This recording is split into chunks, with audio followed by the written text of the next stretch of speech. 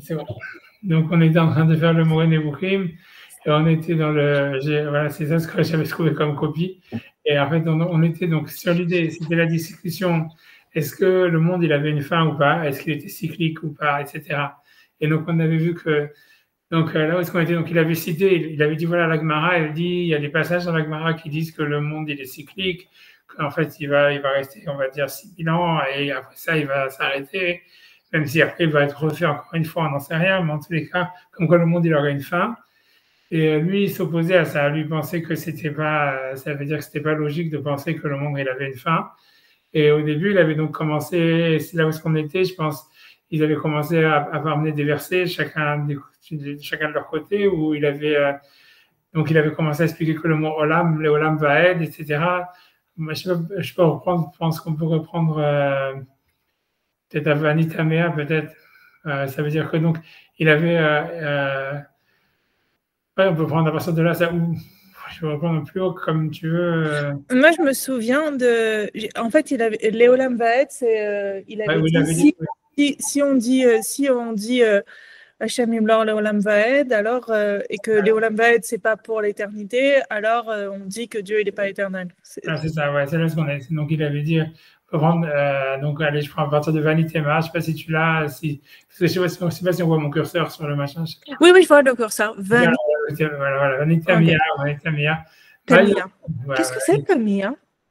Tamia, c'est comme Tamoua, Tamia, mais c'est parce que c'est de l'hébreu ancien, c'est-à-dire que la traduction qui a été faite, tu vois, ça c'est le texte, si on veut original. En tous les cas, c'est sa traduction de Ibn Tebon, que Maïmonide, il a eu de son vivant. Il a vu de son vivant, il a retrouvé, quoi, c'est ça. Mais, donc c'est un hébreu un peu, voilà, qui est du Moyen-Âge. Ani Tamea, ça veut dire sûrement Ani Tamou Ali, on aurait dit en français, en hébreu moderne maintenant. On aurait dit Tamou Ali ou un truc comme ça, c'est Tamou Ali, un truc comme ça. Vanitami à Mayomhu Bemamar David, ça veut dire je suis étonné, ça veut dire sur leur avis qu'ils ont. C'est-à-dire qu'avant ça, il avait cité donc ceux qui disaient que le monde, les Midrashim, qui pensaient que le monde il était cyclique et qu'il avait une fin, etc. Donc il avait dit qu'ils avaient dit que l'Eolam c'était un cycle et pas quelque chose d'infini. Alors il dit Vanitami à Mayomhu Bemamar David. Donc comment est-ce qu'ils vont expliquer ce passage de David dans le psaume? Yassad Eretz al-Mechoner Bal Timot Olam Vaed. Donc c'est Passou qui dit Hachem il a établi la terre sur sa base, Bal Timot Olam Vaed, elle ne bougera pas Olam Vaed. Donc voilà, à jamais, quelque chose comme ça pour l'éternité. Donc c'est là où il avait dit Vemi Yegam Ken Omro Olam Vaed. Ici, jamais on va expliquer que l'expression dans le Tanakh de Olam Vaed, ça ne veut pas dire éternellement, mais ça voudrait dire un laps de temps défini, comme le Midrash il semblait le dire quand il voulait expliquer Olam, que Olam c'était un cycle. Alors, et que le mot Olam Vaed, il ne voudrait pas dire qu'il y a une éternité. Alors, il dit deux secondes, il faut que je bouge le truc. Ha'el Itale Imken. Donc, ça veut dire le Dieu, il serait le Dieu suprême Imken, si c'est ainsi. Lui aussi, Yeshlo Midat Manachat, que lui aussi, donc, il serait défini dans le temps, c'est-à-dire qu'il aurait une longévité définie, il ne serait pas éternel. Qui a Katuv Amar Benitzchoto Itale, puisqu'on voit que lorsque le verset, il a parlé de l'éternité d'Hachem, il a dit Hachem Melach Olam Vaed, Hachem il a régné, ou il règne, Melach Olam Vaed, Hachem il règne pour l'éternité. Ok, donc voilà, donc c'est ça, donc voilà. Donc, je pense que c'est là où on s'est arrêté la dernière fois. Donc il dit maintenant, il continue, il dit Vacher Tedaehu, et donc ce que tu dois savoir, Shaolam Lo Yechayev Anitzchut, ça veut dire que donc ça veut dire lui il est d'accord, donc ça veut dire lui ce qu'il veut dire comme ça, il veut dire lui il est d'accord que dans la Torah le mot olam il veut pas nécessairement parler d'éternité, et là chez Yehubar Bo Aed, ça veut dire que c'est si en fait quand on dit le olam va aid, pour lui c'est l'éternité, mais olam tout court ça peut vouloir dire un cycle. C'est ça, donc imaharav be'amro olam va aid, donc ça veut dire si par exemple on dit olam va aid, pour lui ça veut dire l'éternité. Il y a plein d'exemples où on voit que Olam, comme je t'ai donné l'exemple par exemple du Yovel, où à chaque fois la Torah, quand elle parle des terrains ou des esclaves qui vont servir les Olam, ce sera un Evet Olam. Et on sait que voilà, c'est le Olam du Yovel. C'est une fois qu'il y a le Yovel, le terrain ou l'esclave, il retourne chez les propriétaires Alors, voilà bien que la Torah elle a utilisé l'expression olam. Donc, je ne sais pas, lui, il n'a pas cité cet exemple, mais je pense qu'il y a plein d'autres exemples où on voit que le mot olam, il veut vouloir dire un cycle. C'est pour ça que lui dit, il lui pense que olam, ça peut vouloir dire dans la Torah quelque chose, un cycle, on le voit plein de fois. Mais olam vaed, ça serait un truc qui serait au-dessus, qui serait éternel. Est-ce qu'il y a un exemple qui serait olam vaed et qui correspondrait à un cycle ou il n'y en a pas? Non, justement, lui, c'est ce qui veut dire qu'il n'y en a pas. Oui, non, mais il y en a pas. Parce qu'il dit pas explicitement il n'y en a pas. Si, regarde, il dit ce que sa phrase, c'est ça. Parce qu'au milieu de la phrase, en tout cas, il dit Vachat et Daïou. Je lis la phrase jusqu'en entier. Alors, Vachat et Daïou. Shaolam lo yechayev anitzchut. C'est-à-dire que le monde, ok. Et là, chez Yehovar bo ed. Ou ad, ou ed, on va dire ed. Quand Imacharav, comme si que le mot ed, il soit écrit après olam, mot olam va ed. Olefanav, parce que moi, j'ai bougé le truc, c'est seconde, Olefanav, mot adolam. Parce que là, encore, il veut dire quand même adolam, ça serait aussi éternel. Parce que c'est. Mais olam, adaolam, il y a plein de versets comme ça. Ouais, c'est ça, c'est ce qu'il veut dire, tu vois. Mais lui, pour lui, dès qu'il y a le mot ed ou ad, donc ça sera olam va ed ou adolam, pour lui, ça c'est éternel. Maintenant, est-ce qu'il y a des contre-exemples? Je suis sûr que Maïmonide, il n'en a pas trouvé, maintenant on peut chercher. Non. Je pense que ça fait plus de sens. Moi, j'étais d'accord de base avec l'explication. Enfin, ça me semblait plus intuitif, mais... C'est comme c'est contre plein de midrashim, comme lui-même il a dit. C'est-à-dire, il y a plein de midrashim, comme on a vu la Gemara qui dit que le monde il va durer 6000 ans, la Gemara qui dit, je sais pas, il y avait, voilà, principalement, mais il y en a d'autres, comme il a expliqué avant ça. Tu vois, et comme on a vu qu'il y avait un verset qui dit que Hachem, il va changer le monde comme des habits, etc. Et comme tu avais dit, tout ça, c'est pas des preuves, quoi. Je veux dire, on peut dire ce qu'on veut un petit peu. Enfin, lui continue son histoire et dit, Imken, donc, Olefana b'mo adolam. Imken, mamar shlomo leolam omedet. Donc, lui dit que si c'est ainsi, quand Shlomo, il a dit que la terre, elle était omedet leolam, parce qu'il avait cité un passage qui disait que varetz leolam omedet, c'est dans Kohelet, je pense, où il avait dit que la terre, elle reste leolam. Il dit les matam et mamar David, donc ça serait un niveau inférieur. Ça veut dire, je ne sais pas qu'est-ce qu'il veut dire par là, mais ça serait un niveau inférieur où ça donne moins d'importance à la terre que ce que David il a dit, Baltimot Olam Vaed, quand il a dit que la terre, elle a été établie, elle ne bougera pas, Olam Vaed pour l'éternité. Donc je ne sais pas ce qu'il veut dire par là. Est-ce qu'il veut dire qu'il y a une discussion entre Shlomo et David là-dessus? J'en sais rien, tu vois, ou bien ça veut dire que Shlomo, il a. Tu vois, je ne sais pas exactement. Ça veut dire... Ah, c'était le passage de Kohelet qui disait. C'était le fameux passage qui dit quoi On n'est pas encore arrivé à l'histoire du Nirdaf, avec l'histoire du Nirdaf. On n'est pas encore arrivé. Mais on l'avait vu avant ça. Oui, parce qu'on est arrivé dessus. Mais on n'est pas encore arrivé quand il va en parler. Mais pour l'instant, il dit comme ça. Il avait cité un passage qui disait, en tout cas, quand Shlomo il dit que la terre elle est Olam, elle est le Olam, lui dit que c'est un niveau inférieur, où ça donne moins d'importance à la terre que David qui a dit que c'était Olam Vaed. Quand vous dites terre, c'est bien avec le mot Eretz. Qui peut vouloir dire univers. Ouais, okay. À mon avis, ça veut dire univers, comme j'ai dit. J'essaie de voir si jamais. Je vais pas assez scroll down, je laisse comme ça, j'avance. Je sais pas exactement. Pour moi, c'est obscur, mais je vois qu'il y a un commentaire en bas, mais bon, je vais laisser. J'avance. Donc, en tout cas, parce qu'il va commencer à élaborer sur les psukim, etc. Donc, mais je sais pas, c'est-à-dire pour moi, c'est un peu obscur. Qu'est-ce qui veut dire que Shlomo, il a donné un niveau moindre à la terre que David? Qu'est-ce qu'il veut dire par là? Je sais pas. Je peux lire que Mama Shlomo Leolam Omedet. Ah oui, parce qu'il n'y a pas le Vaed. Ouais, c'est ça. Mais oui, mais la question c'est ça ce qu'il veut dire. Mais qu'est-ce qu'il veut dire par là? Est-ce qu'il veut dire c'est une discussion entre David et Shlomo? Est-ce que tu vois, ça veut dire je sais pas. J'essaie de je sais pas si je peux scroll down. Si je fais comme ça une seconde.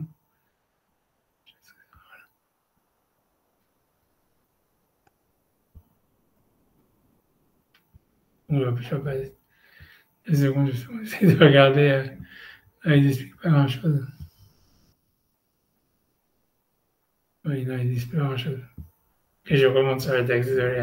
C'est parce que je voulais voir. Parce qu'il y a un texte, tu vois, je voulais savoir qu'est-ce qu'il voulait dire par là. Mais bon, je ne sais pas ce qu'il veut dire. Honnêtement, ce qu'il veut dire, c'est une discussion. Est-ce qu'il veut dire que parce que par la suite, il va apporter plein de versets de Shlomo. Il va expliquer des psukim de Kohelet qui veut dire que la terre est éternelle. Donc, c'est pour ça, je ne sais pas qu'est-ce qu'il veut vraiment avec ça.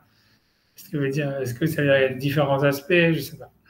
Bon, j'avance parce que je dis donc, va dire David à la vache à l'homme. Et donc, David, il a déjà expliqué la paix soit sur lui, et qu'il a Nitzrut Hashamaim. Donc, il a parlé, donc il a dévoilé l'éternité des cieux, va Atmadat Rukehem, et la Atmada, comment dire, comment on appelle ça, j'ai oublié, quand c'est quelque chose, il est neuf, j'ai oublié. Je sais pas ce que c'est, moi, par contre, Atmada. Atmada, c'est tamid, tu vois, ça veut dire c'est quelque chose qui est. Ah, l'éternité? Ouais. Mais alors, c'est quoi la différence avec. Ouais, non, c'est un mot parce que c'est comme. Laisse-moi réfléchir, laisse-moi essayer de me rappeler. Perpétuel. Perpétuel, ok. Atmadat Rokem, c'est-à-dire que c'est perpétuel, c'est quelque chose qui revient tout le temps. C'est pas simplement. Nitzri, ça voudrait dire quelque chose qui est stable, qui est éternellement stable. Atmada, ça veut dire quelque chose qui est perpétuel, ça parle plus de cycles, des lois qui sont perpétuelles, c'est-à-dire qui reviennent tout le temps. Atmadat Rokem, Kol Mashebahem, et donc tout ce qu'il y a donc, dans l'univers. Alignan lo ishtane, d'une manière que ça ne changera jamais, les olam, c'est une manière va'amro, et c'est ce qu'il a dit, Alléluia et Hashem min hashamaim. Donc ça c'est un des psaumes qu'on dit dans la Tfila. Kikut siva venivraou, et le verset dit parce qu'il a ordonné et ils ont été créés. Vayamidem lad le olam. Donc voilà, donc il dit encore une fois, il va les faire se dresser la'ad, donc il y a encore les olam. Donc c'est cette unité, cette d'éternité pour l'éternité, c'est la'ad le olam, donc il y a le mot ad comme il a voulu dire. Chok Natan velo ya'avor. C'est-à-dire il a mis des lois et elles ne changeront jamais. Tu vois, parce que ça veut dire Retsoni Lomar, donc c'est-à-dire la volonté, c'est de dire chez Lou Achukim, ça veut dire que ces lois qui sont les lois de la nature, on dit les lois d'Hachem, Minashamaim, Ayum Bamerouim, etc.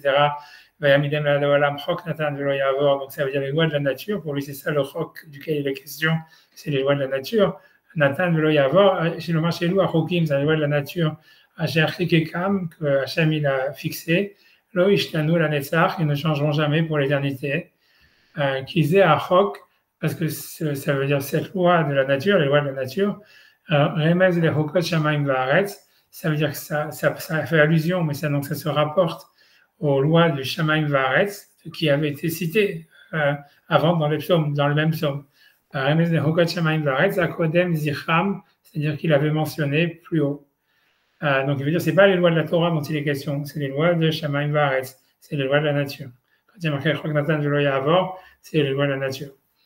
Et là, chez Oubier, chez Amnivraim, donc simplement il a expliqué avant qu'ils avaient été créés, en disant que c'est vrai que, parce que pour lui, le problème, c'est que chez les philosophes grecs, si jamais le monde, il n'a pas de fin, pour eux, il n'a pas de début. Voilà. Et donc, pour lui, c'est pour ça que lui veut dire, okay, nous, on veut dire que le monde, il n'a pas de fin, lui, il pense que le monde, il n'a pas de fin, mais il pense qu'il a malgré tout un début. Et là, chez Oubier, chez Amnivraim, il dit que, donc, c'est pour ça qu'il dit, en fait, que David Ameler, il a dit, Utsiva venivraou, c'est pour dire, en fait, ils ont eu un début, ils ont été créés. La marque Utsiva venivraou, et c'est pour ça qu'il dit au début, il a ordonné, ils ont été créés. Ok, donc ça c'est une des preuves, c'est voilà encore une des preuves du Tanar que lui il a voulu dire que le monde, que les lois de la nature sont éternelles, qu'elles vont jamais changer même si elles ont un début. Donc il va citer maintenant encore un autre pasuk dans Yirmiyah, il dit Vama Yirmiyah la Shalom, Noten Shemesh Leor Yomam, donc il met le soleil pour illuminer dans la journée. Chukot Yareach le Kochavim Leor Laila, les lois de la lune et des étoiles pour illuminer la nuit. Si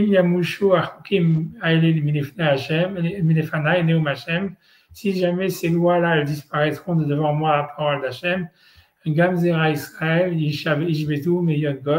ainsi la descendance d'Israël pourrait s'arrêter d'être une nation.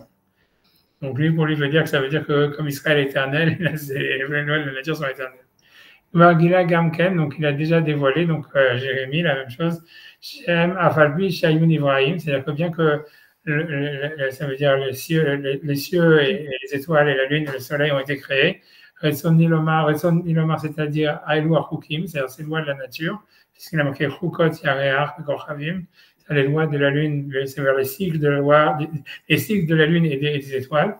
Emlo Yamushu, ils ne vont jamais bouger, ils ne vont jamais s'arrêter. Et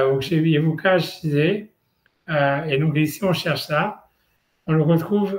Et ça veut dire, j'imagine ce qu'il veut dire. Est-ce que tu veux me dire que c'est ce que il revient à ce qu'il a dit au début. Est-ce qu'on va dire que Salomon, lui, discutait sur David et sur Jérémie, puisque lui, il a dit Olam. Donc il va dire non, j'imagine, c'est pour ça où il va ramener le. On va voir. Chez Evouka, c'est Imatse, Bezulat, Divrei Shlomo, Alav Shalom. Ça veut dire, on le retrouve, j'imagine, donc ça, on le retrouve partout, sauf dans les écrits de Shlomo à la Vachalom. Il va dire, Shlomo, mais il dit malgré tout, Shlomo lui-même, malgré tout, dit que ces actions d'Hachem, c'est-à-dire les créations de la nature, Resson c'est-à-dire Aolam ou Mashevo, ça veut dire le monde et ce qu'il y a dedans, Omdim Altivam la Netzach, ils vont rester sur leur nature pour l'éternité, Afalpi Shem Asuyim, bien qu'ils ont été créés. Donc voilà, donc c'est là où donc il va citer maintenant un passage de Kohelet qui dit autre chose, il dit Amar, puisque donc ça c'est dans Kohelet, il y a marqué, il y a un verset, il dit Kikol Asher Yaseh à Elohim, car tout ce qu'a fait Elohim, où il est, Léolam, il restera pour toujours. Ok, donc Léolam, c'est pas une preuve, mais ça, puisqu'il n'a pas dit Vaed, mais il dit Alav en Leosif, tout ça c'est la suite du Pasuk, Mimeno en Ligroa. Ça veut dire, Shlomo, il dit, il n'y a rien à rajouter sur ce qu'Hachem a fait, et il n'y a rien à retrancher. Tu vois, Alav en Leosif, Mimeno en Ligroa. Ça, c'est pas un bon argument pour l'éternité. Ça, c'est un bon argument pour la perfection, mais c'est pas un bon argument pour l'éternité. Ouais, parce que alors lui, il veut dire, lui, il veut dire que c'est la même chose. Tu vois, on peut lire avant de regarder le passouk, si tu veux, faut regarder ce que Maïmonide dit, parce que tu veux, c'est ce que lui, en tout cas, lui veut dire. Inegva et guide baiser à passouk. Donc voilà, il a voulu dire dans ce passouk, Shaolam et Maaseh Ael, que donc le monde qui est l'action divine, qui est une création divine, et qu'il est éternel. Il dit, Nathan Aela Gamken Benitzkuto. Et il a donné la raison ou la cause pourquoi on est obligé de penser, ou qu'est-ce qui nous fait penser que le monde est éternel. Le mot amoureux, c'est ce qu'ils ont dit, à la veine le osif, ça veut dire il n'y a rien à rajouter sur lui, ou mimenu al nigroa, et il n'y a rien à retrancher sur lui. Donc je lui ai dit, chez Zéou, il a que c'est ça la cause, l'ioto leolam, que c'est ça ce qui ferait de penser qu'il est leolam, c'est on va dire pour l'éternité. Kilou Amar, comme s'il avait dit, qui a d'abord si jamais quelque chose devait changer, Omnam, Yishtane, il doit changer, parce qu'il a un défaut, Yushlam, et il faut que ce défaut il soit arrangé. Donc c'est ça ce qui nécessiterait le fait que ça soit changé, qu'il y ait un changement. Ou bien il dit Oto Sefet, ou bien peut-être qu'il y a quelque chose en trop dans le monde qui n'est pas nécessaire. Et qu'il faudrait donc enlever cette chose qui est en trop. Donc, et sur ça, il va expliquer, simplement les actions d'Hachem. À partir du moment où ils sont dans la perfection ultime, et donc il n'y a pas lieu de penser qu'on puisse y rajouter quelque chose. Ou bien qu'on puisse ou qu'on doive en enlever quelque chose. Donc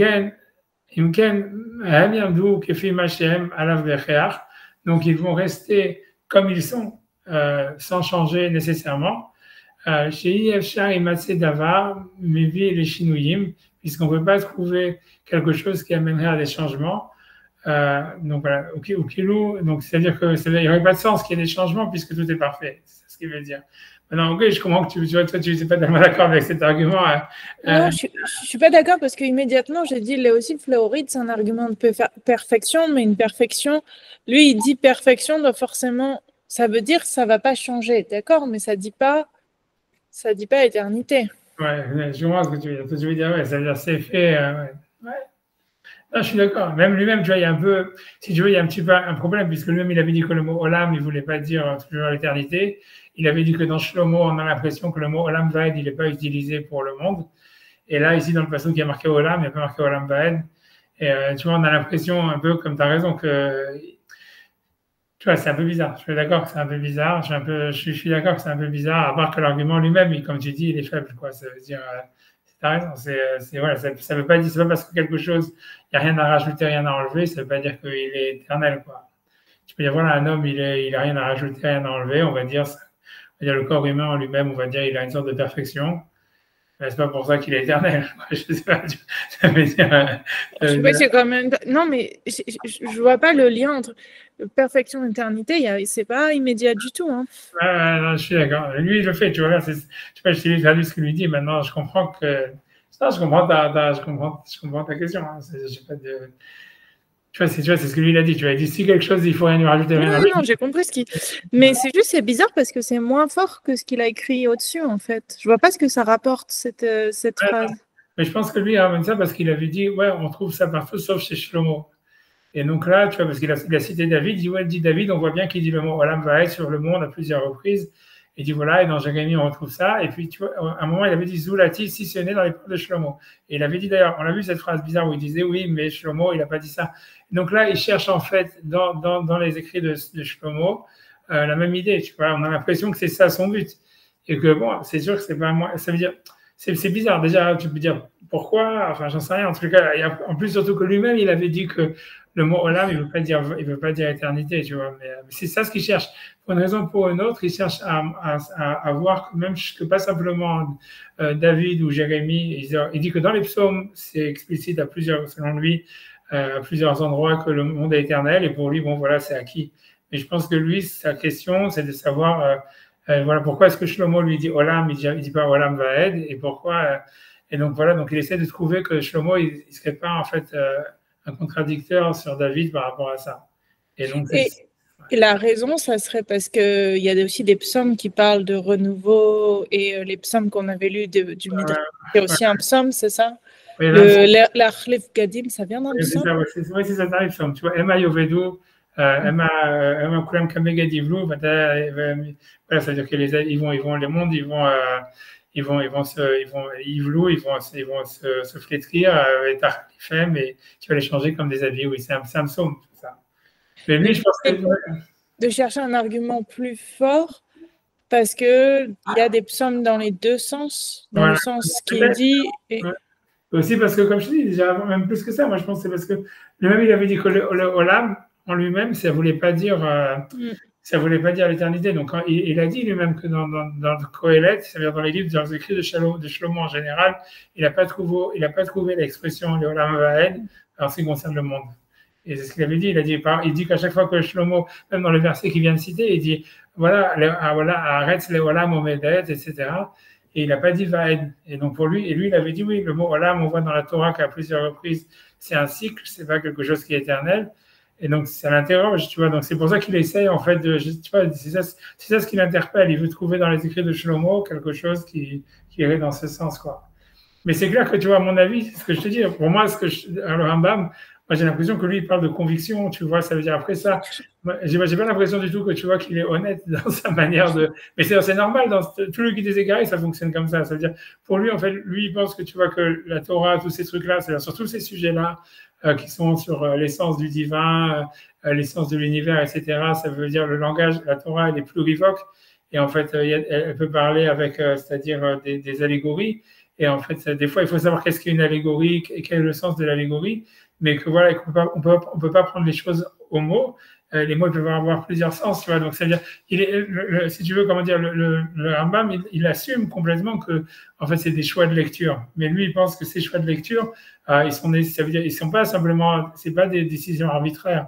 Pour lui, en fait, c'est tout ce qui fait la valeur du livre. Il ne dit pas, ah ouais, moi, je choisis de dire qu'Hachem, il n'a pas de corps, alors qu'il y a marqué qu'Hachem, il a un corps. Tu vois, c'est parce qu'il est marqué, il y a la main d'Hachem, il y a les yeux d'Hachem, il y a tout ce que tu veux. Il dit non, ça veut dire on est obligé de penser qu'Hachem, il n'a pas de corps, et ça, il fait une grande démonstration d'expliquer que pour lui, c'est impossible de penser que d'après la Torah, Hachem, il a un corps, parce que sinon, elle ne peut pas être Echad, parce que sinon parce qu'il ne pourrait pas avoir l'éternité, plein de choses. Ça veut dire, il fait son calcul, il fait quel que soit le raisonnement qu'il fait. Mais pour lui, il dit voilà, une fois qu'on a prouvé ça, alors ça veut dire qu'il faut interpréter les versets comme ça. Tu vois, mais ça, il n'est pas tout seul à penser. J'avais l'impression, quand on avait étudié, c'est pas dans le Kuzari aussi? C'est sur le corps, il me semble. Je ne sais pas si le Kuzari, honnêtement, maintenant la question, tu vois, c'est qu'est-ce que le Kuzari, il parle sur la corporalité d'Hachem. En tout cas, c'est clair qu'en tous les cas, le Rambam, ça a été un des premiers qui a vraiment, c'est le premier vraiment qui a beaucoup de penseurs après qui sont venus après lui. Non, je pense la même chose. C'est tout le monde maintenant qui pense ça, non? Ouais, plus ou moins. Sauf que bon, c'est pas sûr. Hein. C'est-à-dire que si tu veux, c'est-à-dire que dans les auteurs du Moyen Âge, par exemple les contemporains de Maïmonide, il y a le Ravad, quand même pas dans le guide des égarés, mais dans le Mishneh Torah, il a dit voilà, parce que un des 13 articles de foi de Maïmonide, c'est de dire qu'Hachem, il n'a pas de corps. Elle le gouffe, elle le démoute à gouffre. Et le Ravad, qui est un contemporain de Maïmonide, il a dit il y avait des gens qui avaient un niveau spirituel plus haut que toi et qui pensaient que Dieu il avait un corps.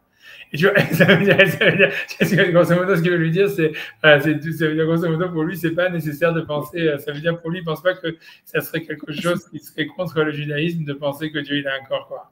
Ça veut dire, c'est pas, tu vois, c'est un peu, tu vois, c'est un peu ce qu'il y a la critique, il y en a qui disent que, en fait, il y a beaucoup de philosophes de l'époque de Maïmonide, tu vois, qui disaient, en fait, ça veut dire, on peut pas savoir si Hachem, il a un corps ou s'il a pas de corps, mais on peut pas, et voilà, on peut pas décréter non plus qu'il a pas de corps, parce que comme on n'en sait rien, donc, tu vois, peut-être que oui, peut-être que non, c'est-à-dire, tu vois, ils se sont un peu, ils étaient pas, tout ça, cette idée de la corporalité de Dieu, c'est pas pas clair-cut, c'est pas, ça veut dire, si tu veux, parmi les auteurs du Moyen-Âge, il y en a eu beaucoup, et même avant, etc., jusqu'à Maïmonide, il y avait beaucoup de, tu vois, pour eux, ça leur paraissait pas absurde du tout de penser que Dieu, il a un corps, puisqu'on sait pas quel type de corps on parle, tu vois.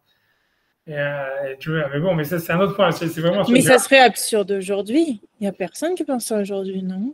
Personne ne pense ça aujourd'hui. Ça veut dire, j'en sais rien. Qu'est-ce que tu veux que je te dise? Non, personne. Non. Alors, il y a des gens qui pensent n'importe quoi. Non, pardon. Quand je dis personne, je veux dire. C'est-à-dire qu'aujourd'hui, ça a été adopté par tous les rabbinim, on va dire, par tout le judaïsme classique, etc. Oui. Depuis Maïmonide, si tu veux, que ça veut dire, c'est devenu, on va dire, de toute façon, tous les 13 articles de foi de Maïmonide, ils ont été reçus dans tout le clan d'Israël. C'est-à-dire, c'est lui qui les a codifiés, qui a dit, il y a ces 13 articles de foi. Justement, et lui, il les a appelés, il les a appelés des articles de foi parce que justement, il ne pouvait pas les prouver, justement. Et donc, pour lui, il fallait avoir la Emouna, oui. Ça veut dire, tu vois, c'était pas évident, en fait. A priori, je ne sais pas s'il voulait dire ça, j'en sais rien. En tous les cas, les 13 articles de foi, ils découlent, c'est Maïmonide qui les a fait. Après ça a été accepté pratiquement aujourd'hui. C'est vrai que tu ne trouveras pas un juif orthodoxe ou n'importe quel juif, tu vois, ça veut dire qu'il n'y a pas de mouvement dans le judaïsme qui remet en question un des articles. Mais c'est vrai que c'était pas si évident, quoi. Ça veut dire surtout cette histoire de la corporalité, c'était une révolution à son époque. Ça veut dire une des raisons pour laquelle le guide des égarés il a été brûlé et tout ça, c'était à cause de ça. Parce que comme dans la Torah il est marqué clairement que Dieu il a une main, Dieu il a des yeux, Dieu il a ça, etc. Donc pour eux c'était comment tu te permets toi d'interpréter le verset pas comme il est marqué, tu vois. Tu as tout interprété, tout le début du guide des égarés, c'est de dire, voilà, en fait, on est obligé, c'est d'expliquer qu'on est obligé de prendre des versets et de les expliquer d'une manière allégorique, on ne peut pas les interpréter d'une manière littérale. Et, voilà, mais je me trompe ou il ramène des Gmarot? Il y avait des Gmarot qui avaient cette lecture déjà, non?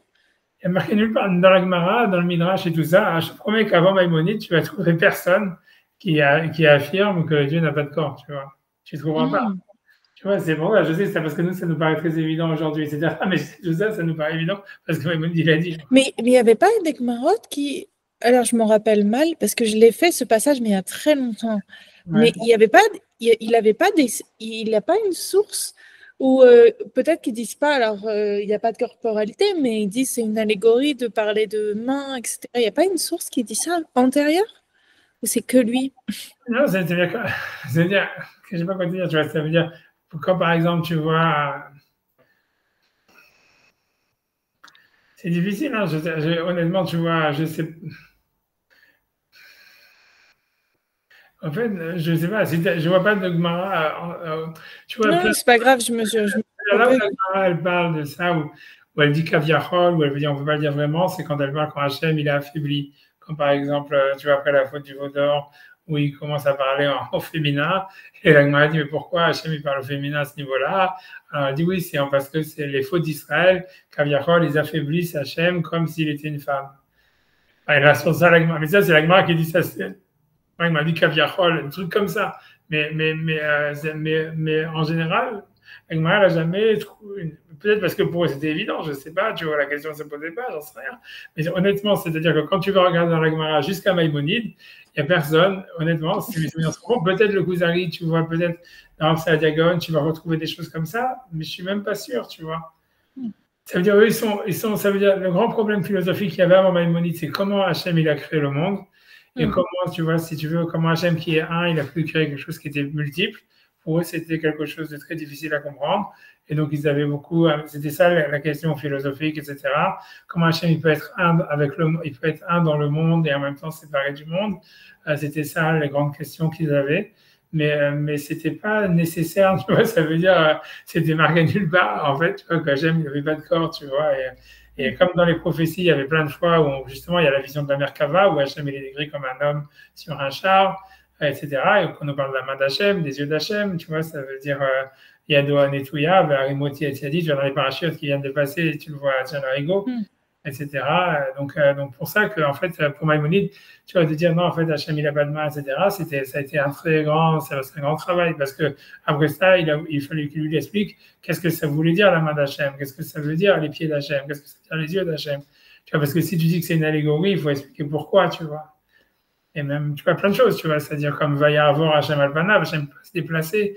Donc, qu'est-ce que ça veut dire Hachem, puisqu'on a le temps, où Hachem il passe, etc. Donc, dans la lecture littérale de la Torah, on a l'impression que, tu vois, il a un corps. Donc, tu vois, donc mais c'est pour ça, c'est même, ça a été un des gros trucs. Et quand il a dit ça, ça veut dire quand il a écrit tout ça, ça a été pour beaucoup de juifs, ça a été quelque chose qui était vu comme, en fait, voilà, une remise en question des principes de la Torah. Mais tu vois, donc le principe, en tout cas, premier de Maïmonide, c'était de dire, voilà, ça veut dire, voilà, il faut réfléchir. Il y a des versets, voilà, il y a des choses qu'on ne peut pas expliquer dans le sens littéral. Et donc, en fait, après ça, la Torah, elle est plurivoque parce que, justement, il y a des allégories. Donc, en fait, il faut savoir qu'est-ce qu'est une allégorie, qu'est-ce qu'il y a à prendre au sens littéral.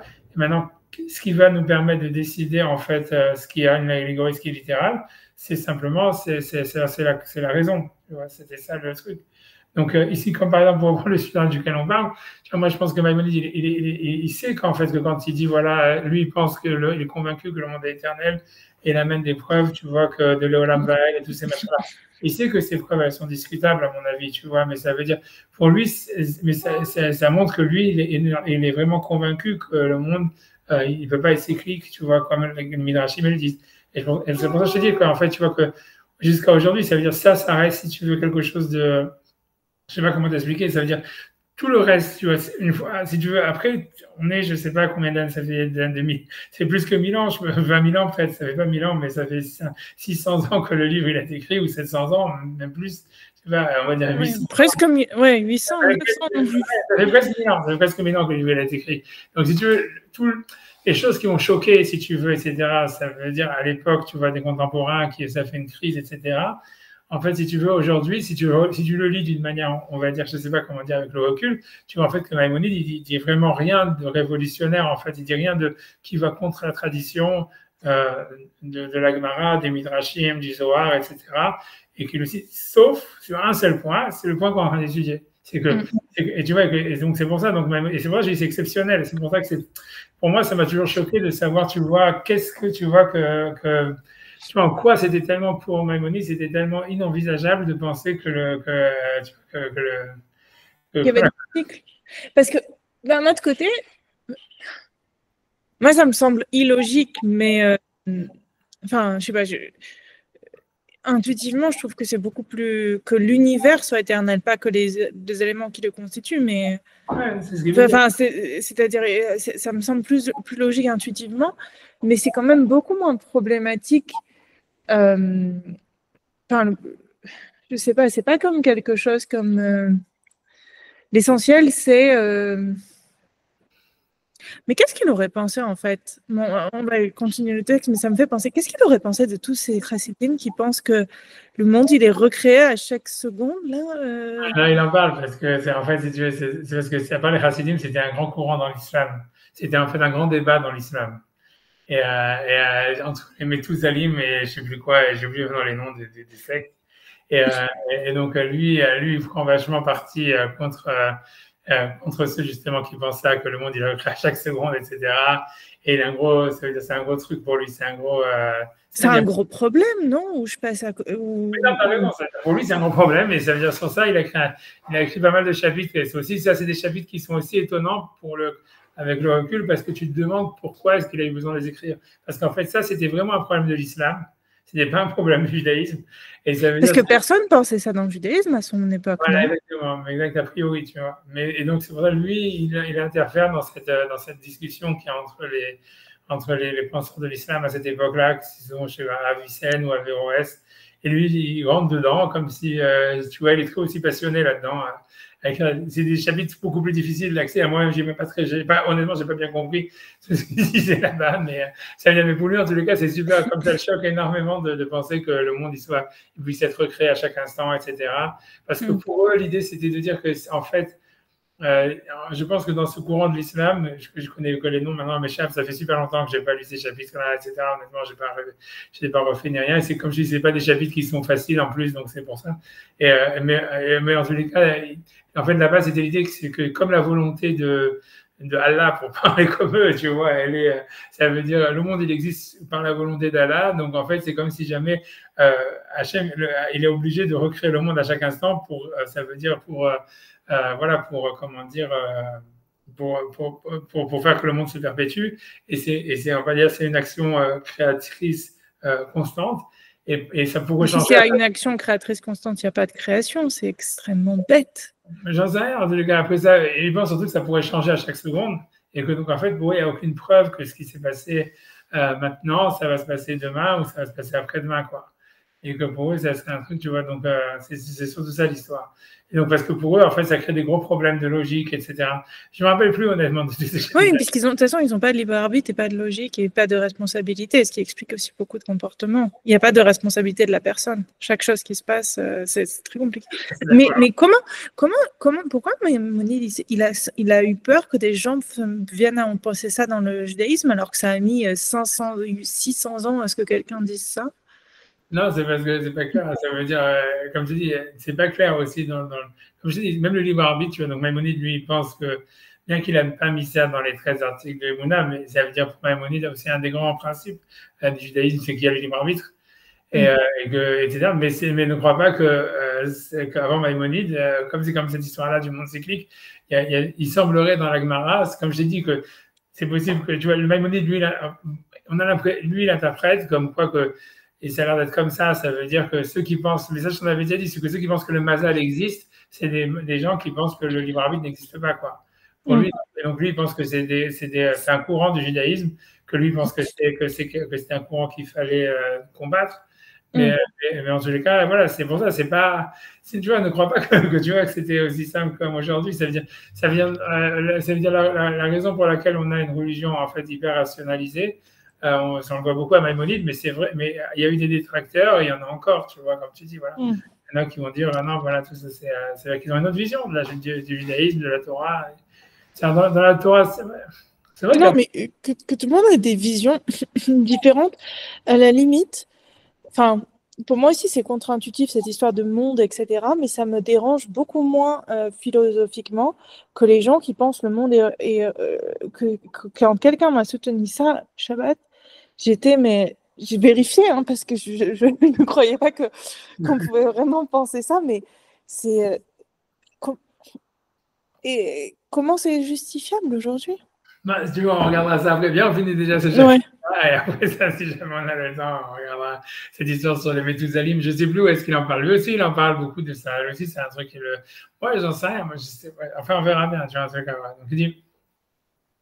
Donc, en tout cas, voilà. En tout cas, lui, il essaie d'apporter une preuve a priori de Shlomo. Je comprends que la preuve a priori, elle est un peu...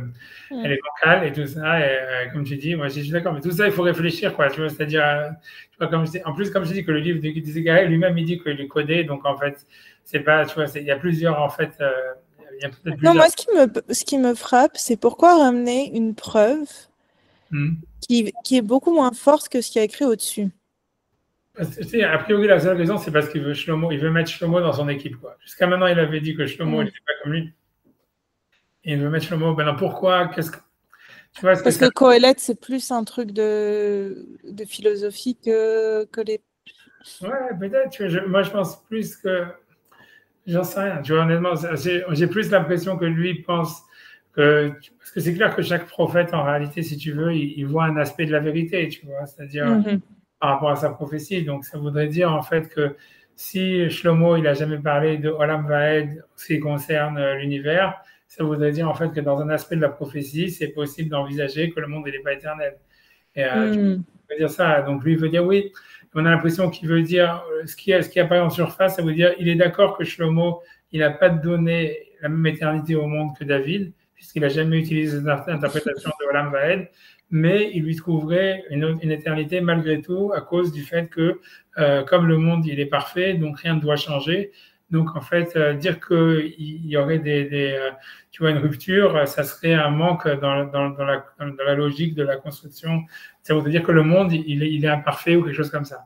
Voilà, c'est ce qui. Et tu vois, là maintenant, tu vois, encore une fois, je sais, tu vois, comme nous, on ne connaît pas vraiment c'est quoi la vision globale de Shlomo sur le monde et comment elle s'oppose à celle de David, etc. Tout ça, tu vois, c'est pour ça, mais c'est ça, en fait, l'enjeu de l'histoire.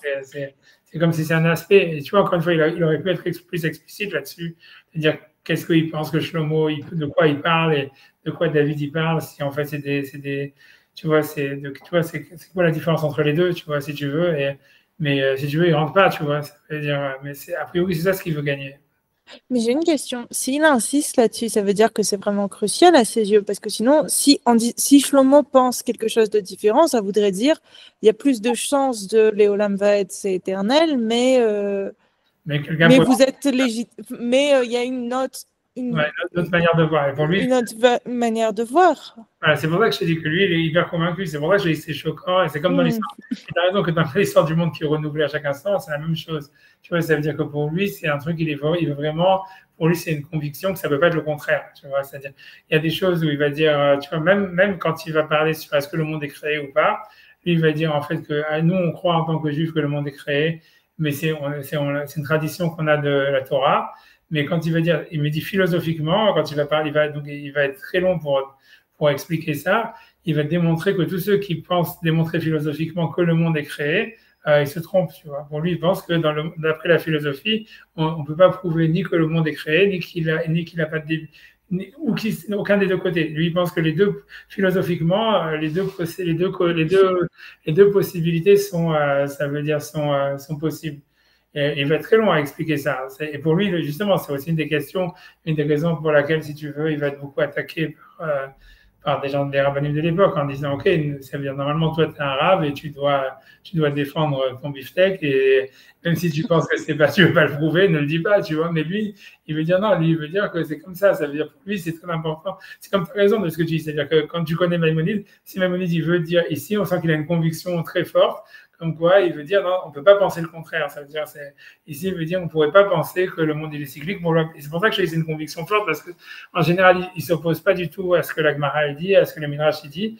Et là, ça veut dire il est d'accord que la Gemara et le Midrash, il y a des Midrashim et des Gemarot qui ne sont pas comme lui, mais pour lui, malgré tout, il dit que c'est impossible d'expliquer.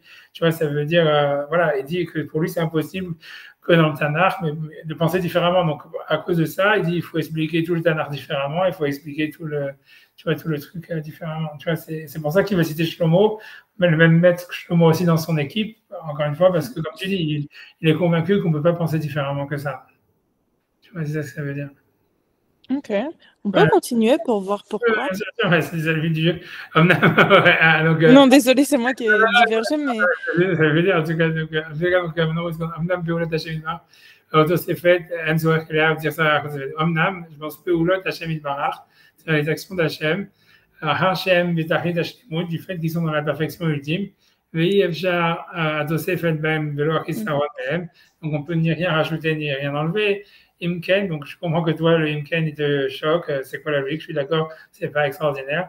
Hem Yamdou, Kefim Hashem, Alav Becheach, donc elles vont rester telles qu'elles sont, nécessairement, toujours, quoi.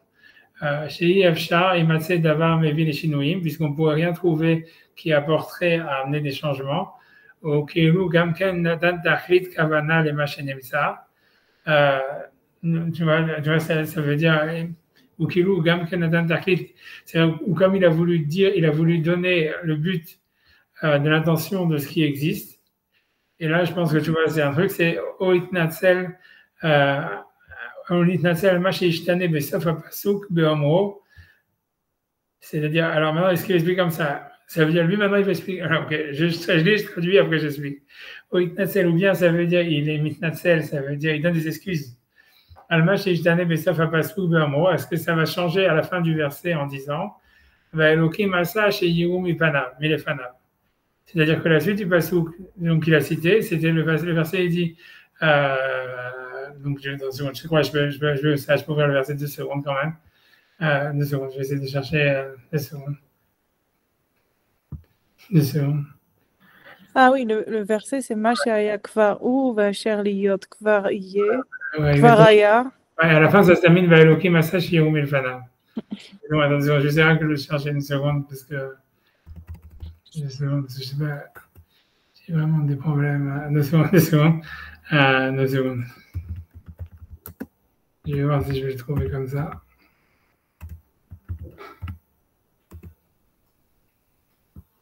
Ouais, c'est ton mérite. Donc, 2 secondes, voilà, je vais zoomer, je vais zoomer, je vais le mettre. 1 seconde, voilà. 2 secondes, ça arrive.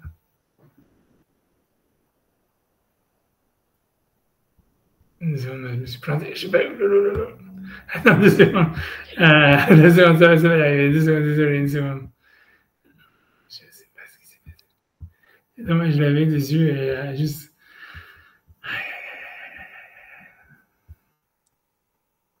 Une seconde, j'arrive.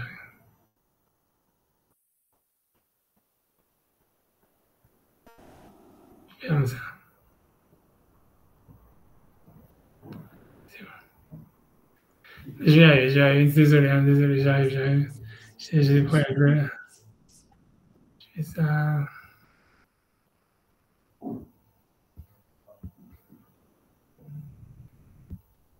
Voilà, maintenant je devrais zoomer plus. Je vais essayer, alors je vais zoomer, je vais essayer, je vais y arriver. Je vais essayer d'y arriver. Je vais essayer si je fais comme ça. Voilà, on a bougé sur ma 14. Je sais pas pourquoi. Là, je vais zoomer. Voilà, ça, je peux pas zoomer plus que ça. Tu vois, donc, c'est Yadati qui colle à Sher Yasa Elohim où il est Léolam. Donc, je sais que tout ce qu'Hachem il a fait, ça va rester Léolam, on va dire pour toujours.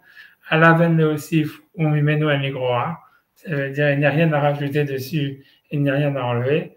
Elohim Asa, Sheyirou Milefanav.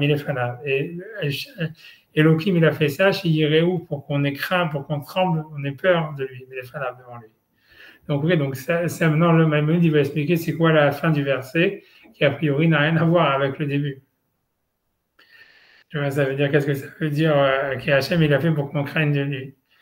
Mais en fait, bref, à mon avis, dans la suite du livre, etc., dans Maïmonide, il va expliquer justement que c'est, comme je dis, c'est que pour lui, il pense qu'il y a vraiment, comment dire, une continuation entre les lois de la nature et les lois de la Torah.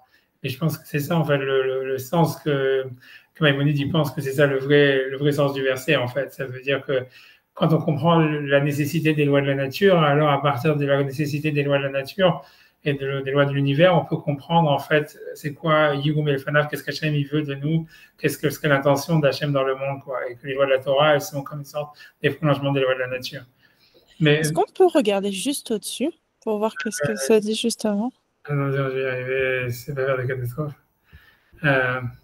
Au début du, je sais pas, on est au début d'un pasouk ou d'un. Ça c'est le pasouk, mais si tu veux le chapitre. Enfin, pardon, pas du pasouk, du Perek. Le début du père carrément, ok, si tu veux, ok, d'accord, mais là on est.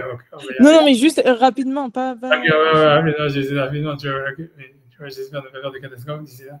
Ok, tu vois, donc voilà, si tu veux, c'est. Maintenant, attends, je vais arriver, c'était sur le 3, je sais pas comment je suis arrivé au 4. 2 secondes, parce qu'il y a des fausses manips, je sais pas comment ils le font. Je sais pas. 2 secondes, voilà, je suis là. Donc ça, c'est le début du chapitre, c'est ça, c'est très connu. C'est le Cholzman Ve'et, l'école Chayfet Sahat Hashamaim.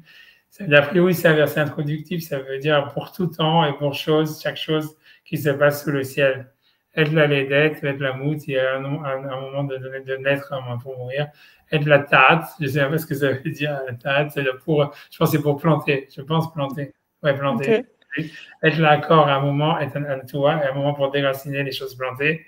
Aide la rogue, il y a un moment pour tuer, aide l'effort, il y a un moment pour guérir, aide l'ifrot, c'est un moment pour détruire, aide l'ivnot, il y a un moment pour construire, aide l'ifkot, il y a un moment pour pleurer, aide l'isrok, il y a un moment pour rire, aide séphod, il y a un moment pour faire des spédimes, c'est-à-dire des éloges mortuaires, aide l'ekod, il y a un moment pour danser, Elle lâche les rabanim, vous savez, il y a un moment où il faut jeter des pierres. Elle les nos avanim, il y a un moment où il faut rassembler les pierres. Elle la chavok, ça veut dire, la chavok, normalement, c'est C'est beau, oui. ouais, c'est ça veut dire enlacer, mais est-ce que c'est s'enlacer? Je ne sais pas. Bon, c'est pas notre sujet, la chavok. Est-ce que c'est s'enlacer soi-même? Je pense que ça veut dire ne rien faire, en fait, je suis pas sûr. Elle les chok mechavek. Et il y a des moments où il faut rejeter celui qui enlace. Elle les vakesh, elle les amène. À un moment de chercher, et un moment pour rechercher, un moment pour perdre. Elle l'ishmor, un moment pour garder. Elle les acheter, un moment pour envoyer balader. Elle les kroa, elle les tzpor. Voilà, un moment pour déchirer, un moment pour coudre. Elle la chachot, elle les daber, un moment pour être silencieux, un moment pour parler.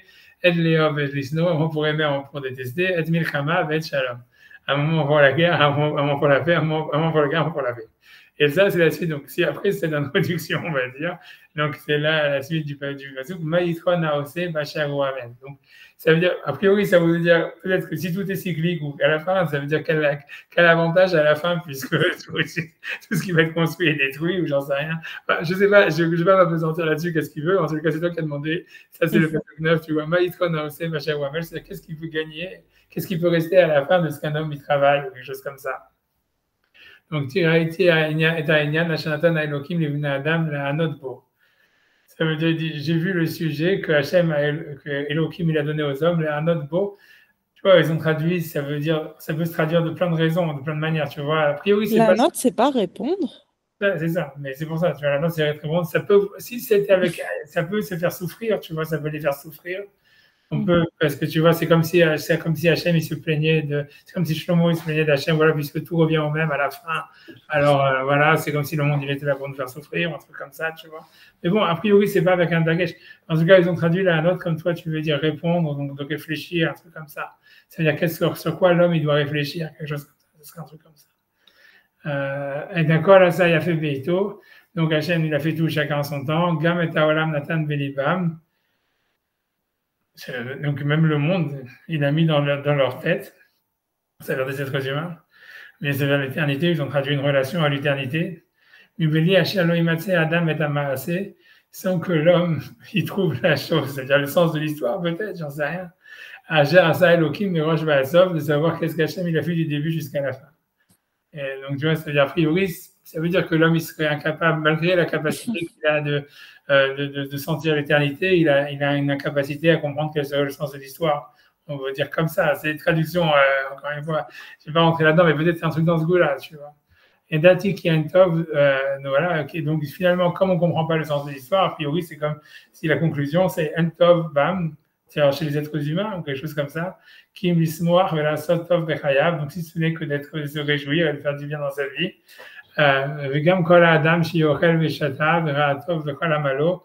Et donc tout homme qui mange et qui voit du bien dans tout ce qu'il travaille, qui est content de son travail, Mirtat Elokimu, c'est un cadeau d'Hachem. Comme ça, c'est-à-dire on comprend rien, mais sois content et mange et travaille et danse et voilà. Tu vois, c'est un truc comme ça. Tu vois, et après ça, il dit ça, il dit voilà, c'est là où ce qu'il dit ce passage. Et Dati Kol Hashaya c'est à Elohim. Oui, et le Olam, ça veut dire, tu vois, donc je comprends que maintenant, ce que Maïmonide veut dire, c'est clic, tu vois, c'est que Maïmonide, et tu vois, c'est dans Kohelet, tout ce qu'il dit, Machaya ou Cheyé, on a l'impression qu'on parle d'un truc, d'un cycle qui revient toujours à zéro, donc c'est pour ça que lui, comme Maïmonide, il veut parler d'un truc qui serait dans la continuité, qui serait, où il y aurait comme un chemin, tu vois, qui est infini, on ne serait pas toujours sur un éternel retour, j'imagine, tu vois, je pense, c'est peut-être ça qu'il voit que dans Shlomo, il n'y a pas le Olam Vaed, c'est toujours Olam, comme c'est un truc qui retourne toujours, tu vois. Peut-être, tu vois, cette histoire-là. Et dans tous les cas, il dit qu'il y a des Elohim ou Yele Olam. Voilà, c'est ça. Donc, j'ai su que tout ce qu'Hachem il a fait, ça va rester pour l'éternité. Allah ben le Osif, voilà, il n'y a rien à rajouter. Ou Menou Ligro, rien à retrancher. Elohim Asash, Yehu Milefana, mais Hachem il a fait ça pour qu'on ait la crainte devant lui, on ait la crainte de lui, un truc comme ça. Ouais, donc, ça veut dire. Voilà, tu vois, donc c'est sur ça que le passouk il est là.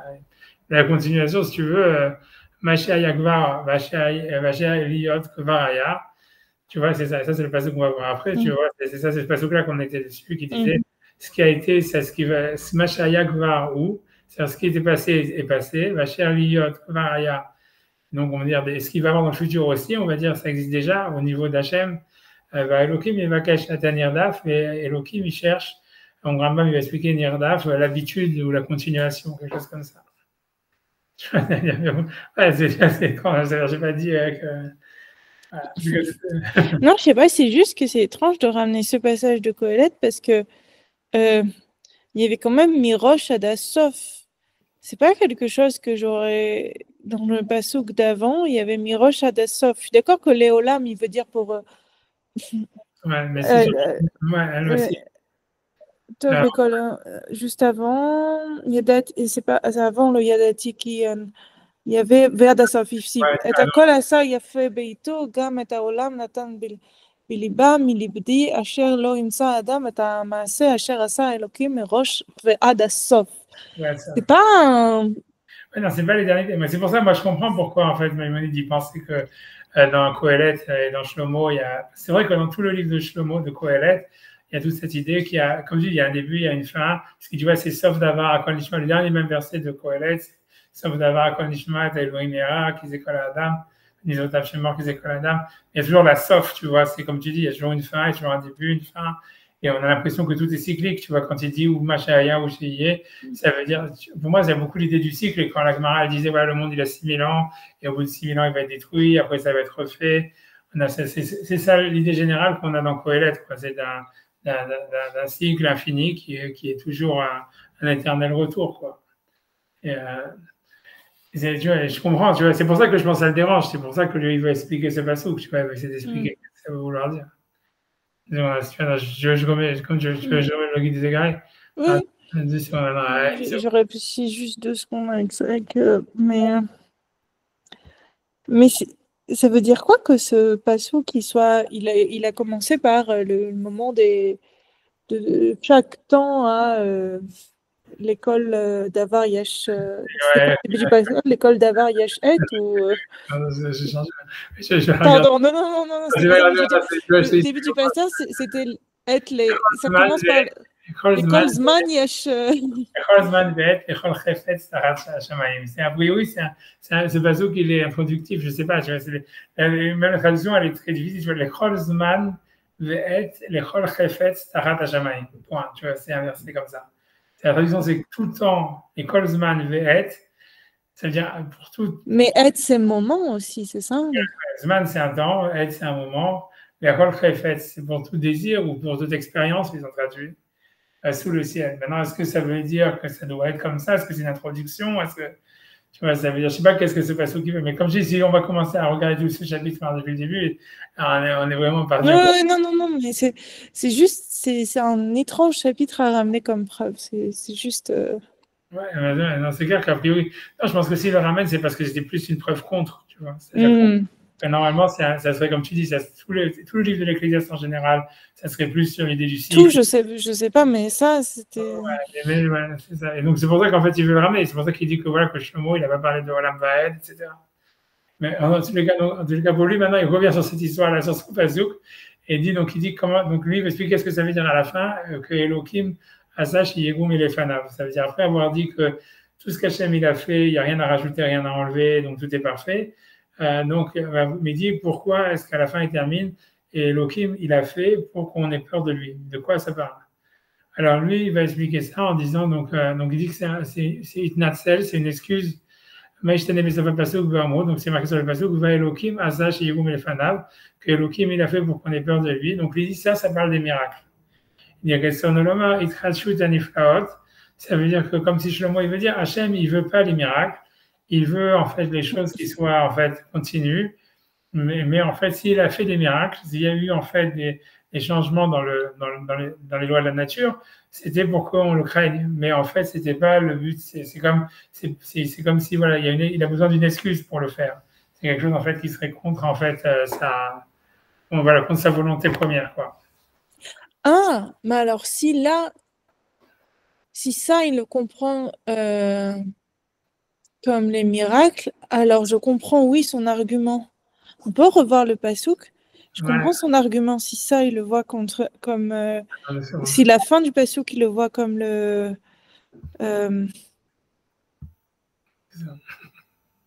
Désolée. C'est moi qui suis venu là-dedans.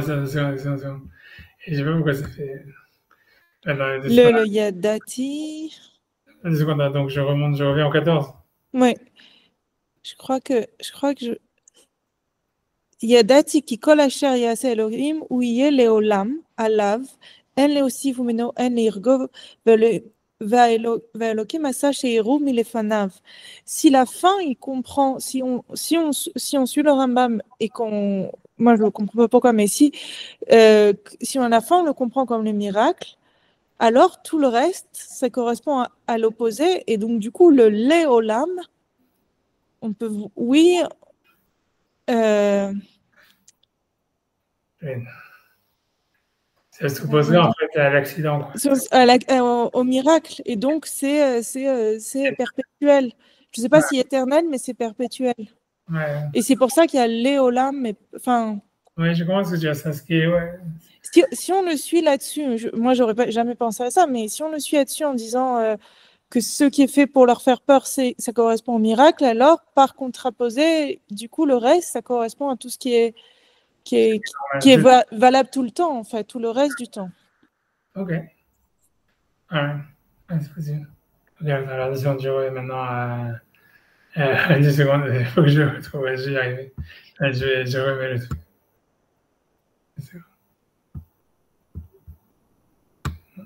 Voilà.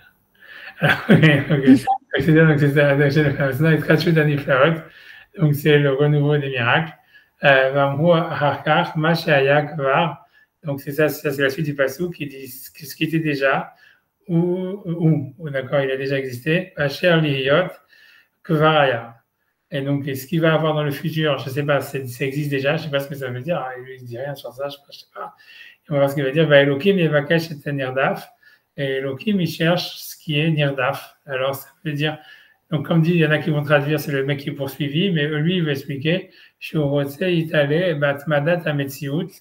donc ça veut dire qu'Hachem, lui, ce qu'il veut, c'est les choses qui soient perpétuelles et pas les miracles, quoi. C'est la chose qui se perpétue, l'existence qui se perpétue. Même cher Katsato et la continuation de sa fin. 2 secondes, je cherche de tourner la balle. 2 secondes, je vais y arriver. 1 seconde.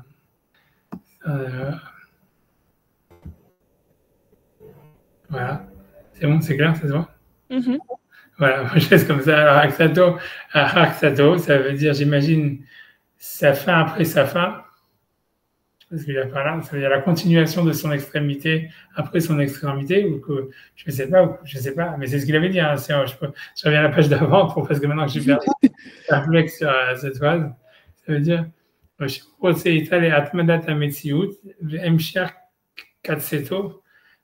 ça veut dire la continuation de. Je sais pas ce que je sais pas ce que ça veut dire. Vas-y. J'essaie de regarder si.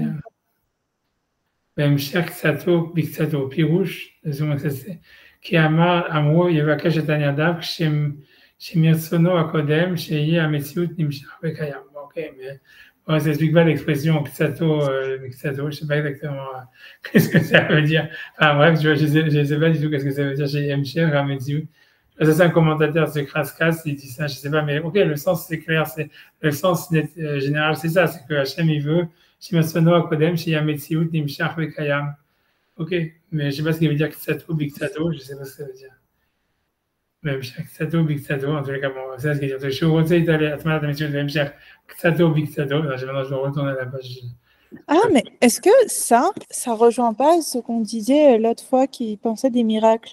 Mashaya Kvar Uv, Mashiye Kvar Liot, c'est-à-dire ils sont déjà prévus dès vendredi. Ouais, c'est ça. Ouais. Et c'est pour ça qu'il comprend le Nirdaf pas comme quelqu'un. Hachem Elokim Nirdaf, ce qu'il cherche, c'est. Nirdaf, c'est au contraire, c'est le reste du temps, c'est pas ces. C'est pas ces exceptions qui ont été mises en fait par nécessité pour qu'on ait la crainte d'Hachem. Et ouais, un truc comme ça, ouais, c'est ça, c'est exactement ça. C'est ça.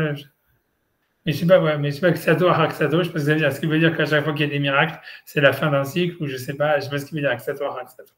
Ça veut dire quoi, Tsat, comme ça? C'est Ketse, j'imagine que c'est une contraction de. Ça serait une contraction de Ketse chez l'eau, tu vois. Ketz, tu vois, ça serait la fin. Ketse, ça peut se dire aussi. On le voit, tu vois, Ketse à Machane, tu vois, chose dans la Torah. En hébreu ancien, seulement le mot Ketse, il est plus utilisé que Ketz. Et en fait, Ksato, ce serait Akatse Shelo. Mais je ne sais pas Ok. qu'est-ce que c'est Akatse Shelo, Akatse Shelo. Un Nirdaf, Akatse Shelo, Akatse Shelo. Je sais pas ce que ça veut dire. Tu vois, ça veut dire sa finalité après sa finalité, sa fin après sa fin. Et, ah oui, et le commentateur, et il n'y a pas un autre, il n'y a pas le Afodi? Il faut dire, tu vois, il est là, il n'a pas expliqué, tu vois, ici, tu vois, il commence déjà sur comment chez Exor, il voit de même, tu vois là. Tu vois, ils disent, tu vois, ici, tu vois, ici, tu vois, dans les faux a priori, ils ne parlent pas, tu vois, attends, je peux revenir sur la page d'avant si tu veux, mais je ne pense pas qu'il y a. Tu vois, une seconde. Tu vois, mais tu vois, ça veut dire, tu vois, il dit pas, je sais pas ce que j'ai fait. Tu vois, Shem Asouim, tu vois, il dit Shem Asouim, donc je sais même pas de quoi il parle, lui, c'est un truc bien avant, je pense. Mm. Tu vois, qu'ils ont fait. Mais donc, voilà, en tout cas, il ne parle pas de Xato, Haraksato, ni le commentateur là qui est en dessous, tu vois, Shem Tov, etc. Tu vois, si on peut lire, Rosanoma Itkadesh, ça c'est le Shem Tov, Itkadesh Aniflaot, Marathon Bazé, qui Imnir Esheshtanu Advarim Ativim, Minhagam Anahu, Ze Iye Bavur, Sheyarshifu, Anashim, Shem Poel Akel, וכחומר ביד היוצר, לעשות ממנו מה שירצה הוא העולם, וכל מה שבתוכו, כדי שיראו אנשים ממנו ויאמרו אחריכם מה שהיה כבר, ובאשר להיות כבר היה, donc je sais seconde, כבר היה, c'est pour que les gens ils se rendent compte que tout a été décrété par Hachem, ou tout vient de la main d'Hachem, והאלוקים יבקש את הנרדף, שהוא יתברך רוצה בהתמדת המציאות, והמשך קצתו אחר קצתו. Tu vois, ils disent rien, ils n'expliquent pas à personne, tu vois. Le sens général, il est compréhensible, tu vois, que ça veut dire, ça veut dire que le monde, il continue dans sa finalité, ou quelque chose comme ça, mais je ne sais pas qu'est-ce que ça veut dire sa finalité, après sa finalité, j'en sais rien. Et pourquoi Sato Achar Sato? C'est bizarre. Ouais, non, je suis d'accord que c'est bizarre, mais comme je dis, je n'ai pas de commentateurs sur la page. Il y a des autres commentateurs, hein, mais bon, ouais, je sais pas si dans ces faria, je sais pas, non, je pense pas, il n'y aura pas plus, je pense pas. Je sais, la Rabanel a écrit un commentaire aussi, mais je sais pas pour le retrouver, ça va être encore une histoire. Ok, mais viens, on avance, parce que c'est quand même un détail, quand même, je pense, tu vois, dans ça, enfin, donc, c'est pendant ce qu'il a mentionné de la perfection des actions d'Hachem, Shen Sad Efsharut Leosif Aleem, qu'il n'y a pas de possibilité, de possibilité de rajouter sur eux, Velo le Chaser Mehem, ni d'enlever de eux, Negva Gilahu Adan Hachamim. Donc voilà, donc il a déjà dévoilé ça, le maître des sages. Amar Asur Tamim Paolo, donc il dit Moshe Rabbeinu, ça veut dire que cette idée que le monde il est parfait, et donc a priori, comme selon lui, il n'y aura rien à changer, donc il n'y aura aucun changement. Amar Asur Tamim Paolo, ça veut dire le créateur, son action, donc ça c'est un passage dans Azinu, dans Devarim. Donc le rocher, sa création, elle est parfaite. Et son olomar, chez Beulotav Kulam, c'est-à-dire que toutes ces actions d'Hachem, et son olomar Briotav, ces créatures, Al-Tachlit Ashlemut, donc elles sont à la perfection ultime. Velo Itarev Baem Hisaron Klal, il n'y aurait aucune, ça veut dire aucun manque. Ven Mutar Velo Davar Bilti Tzarechelav, il n'y a rien en trop, ni quelque chose qui ne serait pas nécessaire. Vehen Kol Mashi Yigzar Levarot, Ahem ou Mehem, et ainsi tout ce qu'il avait décrété qui devait être créé, les nivrot, Ahem ou Mehem, Kol Mashi Yigzar, les nivrot, Ahem ou Mehem, et ainsi tout ce qu'il a décrété sur ces créatures-là, ou parmi elles. Je ne sais pas ce que ça veut dire. Enfin, là, sur le coup, il y a des commentaires. Kulot Tzedek, Gamour, c'est de la justice entière. Venimcha Hagzat Rochma, et donc ça suit un décret ou une loi de sagesse. Moi, je suis comme on va expliquer dans certains des chapitres de ce livre. A priori, voilà.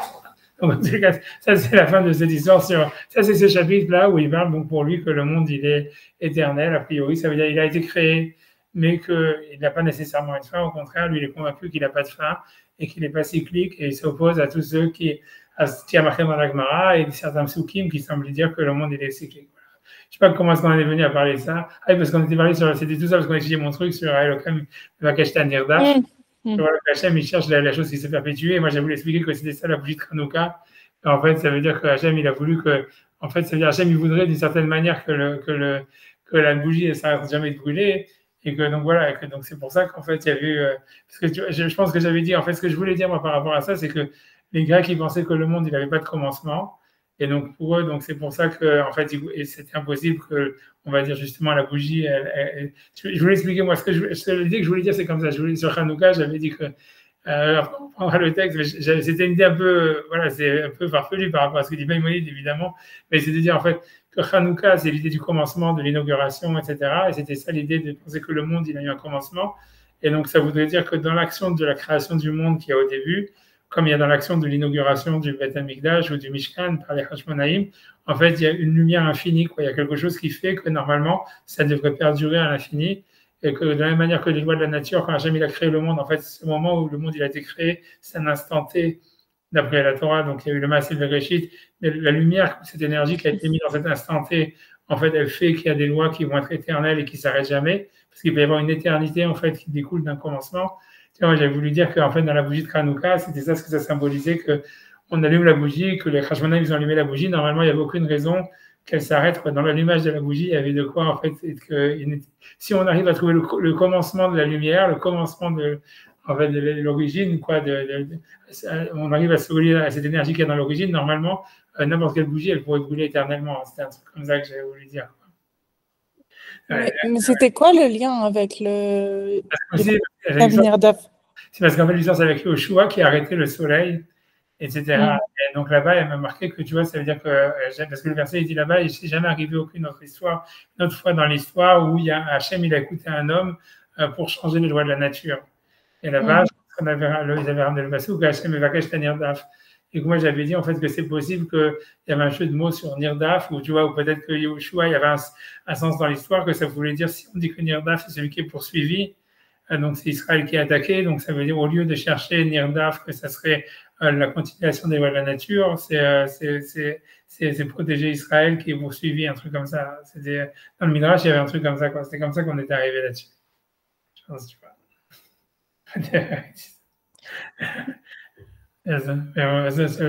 Je peux essayer, si tu veux, moi, j'essaie un peu ça là aussi, mais si comme tu veux, si tu as des questions, pose des questions. Non, je réfléchis à ce que vous venez de dire, en fait. Ouais. Parce que je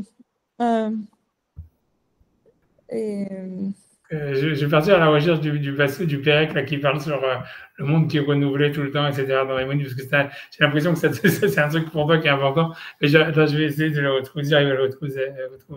Non, c'est pas ça, c'est juste que c'est un truc pour moi qui est... je sais pas comment dire. Je trouve que cette histoire des mondes qui se renouvellent, pour moi, c'est pas du tout intuitif et j'aurais tendance à penser que ça... Mais disons que c'est quelque chose où ça me pose pas de problème, c'est-à-dire ça me pose pas de problème que quelqu'un d'autre pense ça. Je vais penser que ça a moins de sens ou que c'est moins intuitif, mais je vais me dire bon, ça me dérange pas vraiment. Tandis que cette histoire de dire que le monde est recréé à 5 instants, ça m'a vraiment, je sais pas, j'ai vraiment l'impression, c'est comme si j'avais envie de dire mais au fond, mais tu passes à côté complètement de... C'est pas comme ne pas comprendre une petite loi, c'est le concept même de Bria que tu comprends pas. Enfin, je sais pas, ça me gêne vraiment que des gens disent ça. Pas moi, en fait. Ça veut dire j'ai vraiment l'impression qu'ils passent complètement à côté de... Je trouve ça vraiment gênant qu'on puisse dire ça, quoi. Ah ouais. Non, mais je ne sais pas si je suis claire, enfin, pas par rapport à mon opinion, mais... Tu avais déjà dit que rien qui avait été créé. Je me rappelle que tout au début, il y a déjà un an, je ne sais plus combien de temps. Non, rien n'avait été créé. Non, quand on est... Si jamais tout se renouvelle à chaque instant, c'est comme s'il n'y avait rien qui a été créé, ou quelque chose comme ça. Oui. Le truc, c'est que maintenant, comme je dis, je vais avoir du mal à retrouver ça dans mes mots. Maintenant, je vais essayer de regarder si...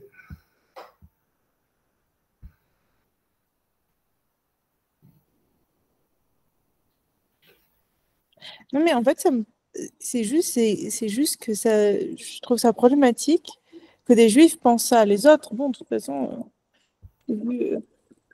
mais je sais pas, je trouve ça vraiment problématique.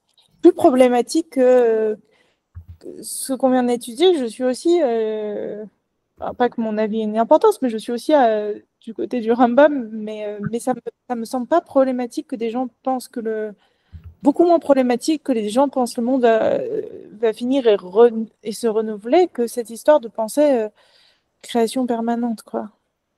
Ouais, ok. Non, je te dis, ouais, non, moi, ça m'intéresse pourquoi tu es convaincu de ça, parce qu'en fait, tu vois, comme on voit que Maïmonide aussi était convaincu de ça, moi, j'ai jamais compris vraiment pourquoi c'était, tu vois, ces trucs, c'est pour ça. Non, mais je sais pas, j'arrive pas à retrouver ici le chapitre, honnêtement, j'arrive pas à retrouver j'arrive pas à retrouver le truc. C'est parce qu'en fait, comme je dis, comme maintenant, il n'y a plus le texte original du Guide des égarés dans Sepharia, donc ça veut dire que si tu fais des recherches par mots-clés, comme c'est marqué dans le texte selon les souvenirs, en tous les cas, selon mes souvenirs, ça donne rien, quoi. Donc c'est pour ça que je me dis, ça va être compliqué. Il faudrait que je pourrais le trouver avec des autres moteurs de recherche, etc., mais j'ai pas, je vais le chercher maintenant, je vais essayer de trouver. Mais est-ce que si c'est intéressant pour Sarah, on pourrait le faire, le passage qui parle de ça? Ouais, non, c'est pour ça, il faut un qui rappelle-moi et il faut déjà que je le cherche. D'abord que je le cherche. Je vais le trouver. Ok, si j'ai le temps de le faire, je vais regarder, je vais voir. Je vais voir. Ok, d'accord, je vais regarder. Mais c'est pas trop dur à étudier, c'est pas un problème. Non, non, c'est parce que tu vois, non, c'est comme ça, tu vois, tu vois, c'est pas non, c'est pas il n'y a pas des grandes démonstrations abstraites, etc. Non, il n'y a pas de, je me rappelle plus, honnêtement, je me rappelle plus de ce qu'il dit, honnêtement, je me rappelle plus, tu vois, c'est bon, j'ai pas, mais je me rappelle que il y a plusieurs chapitres, il y a des chapitres comme ça, il y en a peut-être un ou deux. Ouais, ils sont pas très longs, voilà, ni très trucs, mais pour lui, c'est un gros truc. Et je me rappelle plus c'est quoi ces raisonnements, j'ai oublié, honnêtement, j'ai oublié. Voilà, l'énervage. Parce qu'il faut que je. Oui, mais parce que c'est bien, je sais pas, moi j'ai l'impression que les gens qui pensent ça, ça renie Bereshit en fait. Ouais, je sais pas. Ouais, je sais C'est ça mon problème fondamental avec. C'est pour ça que à mes yeux, c'est plus problématique que les gens qui pensent que le monde se recrée. Enfin, que le monde que le monde se recrée, parce que là, pour moi, je trouve que voilà, c'est une négation de Bereshit en fait, les gens qui pensent ça. Mais c'est ma vision, mais j'ai l'impression que s'il y a ça, alors il n'y a pas Bereshit. Ouais, non, je comprends ce que tu veux dire. Je comprends ce que ça veut dire. C'est d'un côté, moi, je comprends que ça veut dire c'est des aspects de la réalité, tu vois. C'est comme il a dit, voilà, Hachem, dans le passage qu'on a vu, qui dit Hachem, il a mis dans l'homme une notion d'éternité, et tu vois, un truc comme ça. Et c'est vrai, c'est-à-dire on a une conscience de l'éternité, mais je comprends que ce que tu veux dire, c'est que, en fait, dans Bereshit et dans la Torah, là, une des choses que ça dit nécessairement, c'est qu'il y a une histoire, on va dire, Il y a un commencement. voilà, linéaire, voilà, et qu'il y a un commencement, et que si jamais on dit en fait que tout peut être remis en question à chaque instant, c'est comme si en fait la Torah elle pourrait être écrite tout le temps et que en fait c'est comme si elle avait jamais été donnée quoi. Et alors que tu vois ça serait un truc comme ça. Ouais, ça veut dire il y a une linéarité quoi. Il y a une linéarité qui est nécessaire et qui est inscrite, tu vois même comme tu dis ouais, dans la création du monde. Mais même plus que ça, parce que j'ose espérer que ce qu'ils disent, c'est il y a un instant spécial t égale 0, les Chassidim, Bereshit, j'ose espérer, et après, le Bereshit fait en sorte qu'à chaque instant, il y a une énergie de création, j'ose espérer qu'ils voient ça comme ça, et pas comme chaque instant se valent, mais chaque instant de création se vaut, parce que si c'est ça, chaque instant de création se vaut, alors ça nie Bereshit, mais même ça, ça... c'est ça nie complètement déjà ça nuit complètement les lois de la nature et tout est un mais je pense que en fait j'ai un peu l'impression, je sais pas, j'ai un peu l'impression qu'ils disent ça pour des mauvaises raisons, parce que j'avais un peu l'impression que c'était une manière de dire chaque seconde est un miracle, chaque seconde que tu vis est un miracle, alors que il n'y a pas besoin de dire qu'il y a une recréation à chaque seconde pour dire que le fait qu'il y ait une création et que les lois de la nature valent aujourd'hui, on peut aussi voir ça comme un miracle si on est dans le tout est miraculeux, quoi. Mais j'arrive pas à croire pourquoi ils avaient besoin de dire c'est recréé à chaque instant ou, ou, euh, ou parce que ça va très loin. Hein. Enfin, je sais pas quoi. Non, mais c'est un truc qui existe. C'est ce qu'ils disent, tu vois. C'est sûr que dans la tefila, on dit un truc qui ressemble comme ça, tu vois. Il y a Mchadesh Betuvo, Bachol Yom Tamid, Maaseh Bereshit. Tu vois, ça on le dit, tu vois, dans la tefila. Maintenant, encore une fois, qu'est-ce que ça veut dire? Moi, je pense, tu vois, que c'est des aspects de la réalité. Tu vois, c'est pour ça qu'ils doivent dire ça. C'est parce que, tu vois, ça c'est facile à trouver, ça, pour le coup. Oui, oui, non, je sais, on le dit, mais Je- je sais pas, moi je trouve ça vraiment philosophiquement problématique.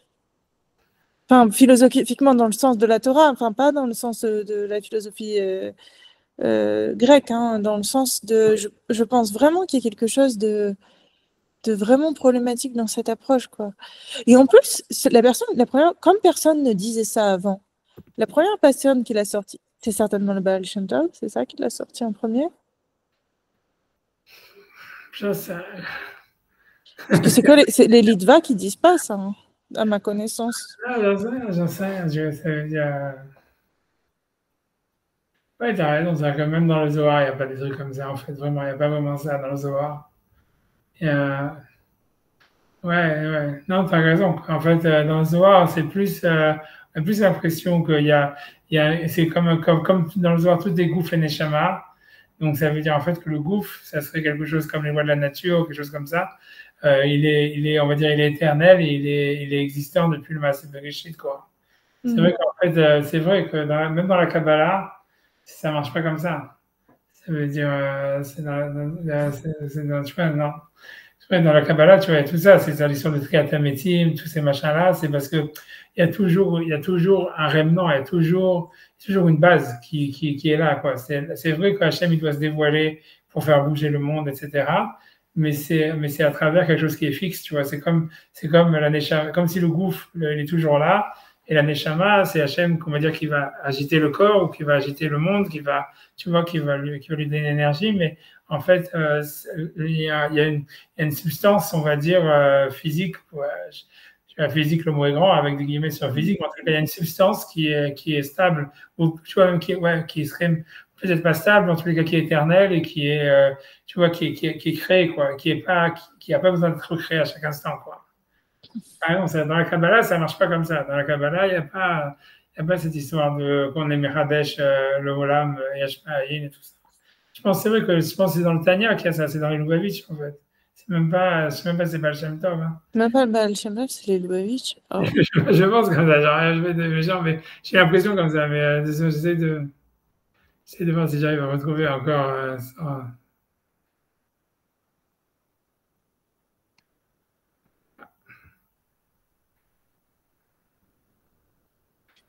je sais, je vais regarder qu'est-ce qu'il dit le. Ah, pour l'instant, j'arrive pas à retrouver ça veut dire comment dire, comment dire, le Rambam sur ça, j'arrive pas à le retrouver. Ah, mais c'est pas grave, mais ouais, ouais, j'en ai.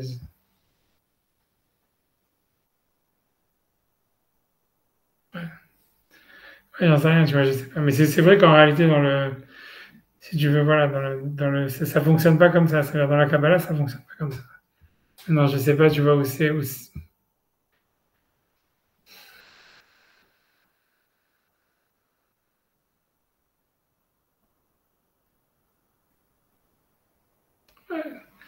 veut dire, tu vois, si tu veux, voilà, je sais pas quoi te dire d'autre, tu vois, ça veut dire, la manière dont ça fonctionne dans la Kabbalah normalement, c'est que, en fait, l'homme, par ses actions, il donne une énergie, ou l'homme, ou Hachem, ou peu importe, mais il donne une énergie au monde pour lui permettre, en fait, de fonctionner.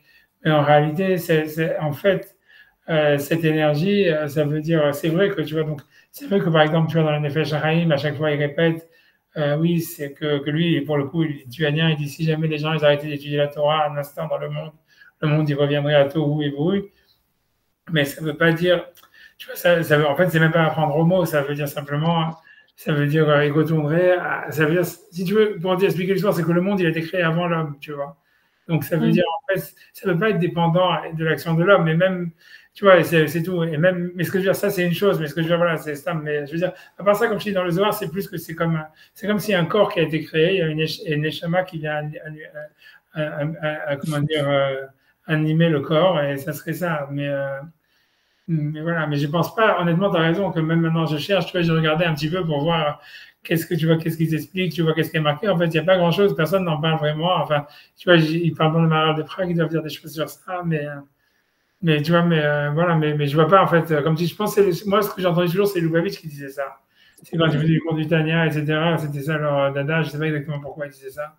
Mais tu vois Mais que comment ça s'est répandu, quoi? Comment c'est acceptable? Ah non, mais c'est...